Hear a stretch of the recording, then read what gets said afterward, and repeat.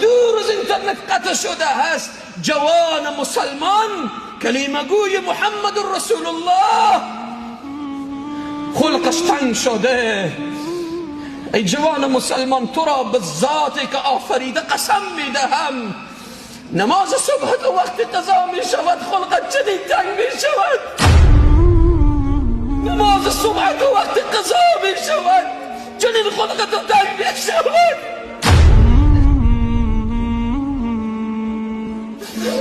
هفته‌ها قرآن تلاوت نمی کنیم، آیا خلق ما چنین تنگ می شود؟ داخل قبر از فضای مجازی و قطع اینترنت و وصل اینترنت به خدا قسم پرسان نمی شود. داخل قبر از اینها پرسان نمی شود. از اینها پرسان نمی شود. داخل قبر پرسان می شود که جوان بودی، تکره بودی، زیبا بودی، صحتمند بودی، چرا فرمان الله را زیر پا کردی؟ چرا فرمان الله را نادیده گرفتی؟ ما به کجا روان هستیم؟ به خدا این دل می سوزد.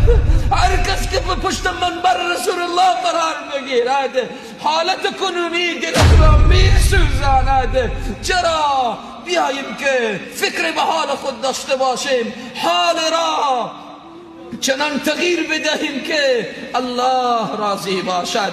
حال ما و گفتار ما و کردار ما چنان باشد که الله بخواهد. اما حالت کنونی، فضای کنونی دوری است که ما از رحمت الله دور ماندیم. دوری است که ما از رحمت الله دور ماندیم.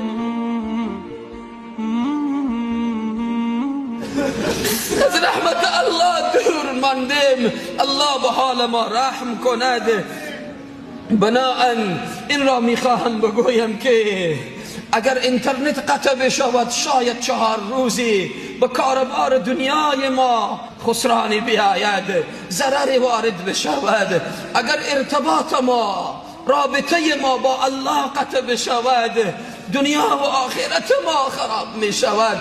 در دنیا و آخرت تاوان می کنیم. بیاییم که ارتباط خود را با الله مستحکم کنیم، با الله قوی کنیم، با الله ارتباط داشته باشیم، با فضای حقیقی ارتباط داشته باشیم. این جنگ فرهنگی دشمنان هست که به راه انداختن، این جنگ را به راه انداختن تا جوان مسلمان را مصروف کنن، از فضای حقیقی و معنویات دور بگردانن.